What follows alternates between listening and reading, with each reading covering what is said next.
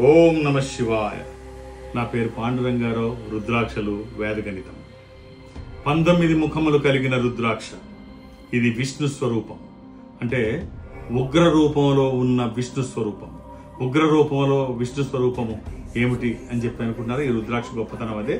త్రిపురాసుర వధ సమయంలో శ్రీ మహావిష్ణువు అఘోరాస్త్రంగా మారినటువంటి రుద్రాక్ష ఈ 19 ముఖములు. అఘోరాస్త్ర స్వరూపము, శ్రీ మహావిష్ణువు స్వరూపము, ఉగ్ర రూపంలో ఉండేటువంటి రుద్రాక్ష. శత్రు భయాలకి, వ్యాపారానికి, రియల్ ఎస్టేట్ రంగానికి ఇది ఒక అద్భుతమైన రుద్రాక్ష.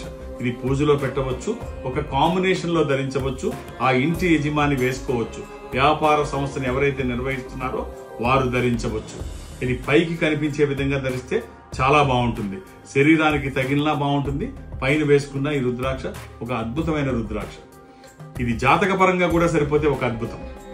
మీరే రుద్రాక్ష ధరించాలి తెలుసుకోవాలనుకుంటున్నారా? నన్ను డైరెక్ట్ గా సంప్రదించాలి అనుకుంటే ఈ నెంబర్ తో కాంటాక్ట్ అవ్వండి. వేదగణితం శ్రీ పాండురంగారావు గారు డేట్ ఆఫ్ బర్త్ చెప్పంగానే ఆ చక్రం వేయటం కానీ అది కానీ కొన్ని సెకండ్స్లో జరిగిపోయేటువంటి ఓ ప్రక్రియ. అలాంటి వారు మనకి ఇప్పుడు ప్రస్తుతం ఒక్క పాండురంగారావు గారే ఉన్నారేమో అని నాకు అనిపిస్తోంది.